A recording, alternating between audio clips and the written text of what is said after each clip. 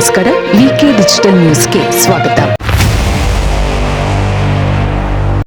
ಎಲ್ಲ ವೀಕ್ಷಕರಿಗೆ ನಮಸ್ಕಾರ. ವಿಕೆ ಡಿಜಿಟಲ್ ನ್ಯೂಸ್ಗೆ ಸ್ವಾಗತ. ನಾನು ಸಂಧ್ಯಾ. ಸಾರ್ವಜನಿಕರು ಮೆಡಿಕಲ್ನಲ್ಲಿ ನೇರವಾಗಿ ಸಿರಪ್ ಖರೀದಿ ಮಾಡುವಂತಿಲ್ಲ. ಸಾರ್ವಜನಿಕರು ಇನ್ಮುಂದೆ ಮೆಡಿಕಲ್ ಶಾಪ್ಗಳಲ್ಲಿ ನೇರವಾಗಿ ಸಿರಪ್ ಖರೀದಿ ಮಾಡುವಂತಿಲ್ಲ ಎಂದು ಕೇಂದ್ರ ಆರೋಗ್ಯ ಇಲಾಖೆ ಆದೇಶ ಹೊರಡಿಸಿದೆ.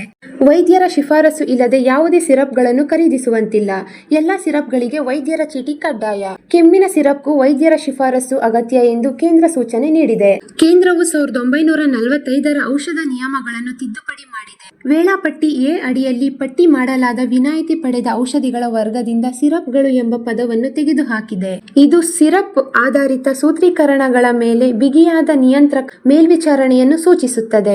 ವೈದ್ಯರ ಪ್ರಿಸ್ಕ್ರಿಪ್ಷನ್ ಇಲ್ಲದೆ ಕೆಮ್ಮು ಸಿರಪ್ಗಳು ಸೇರಿದಂತೆ ಯಾವುದೇ ಸಿರಪ್ಗಳು ಓವರ್ ದಿ ಕೌಂಟರ್ ಮಾರಾಟವನ್ನು ಈಗ ನಿಷೇಧಿಸಲಾಗುವುದು ಎಂದು ವರದಿಗಳು ತಿಳಿಸಿವೆ.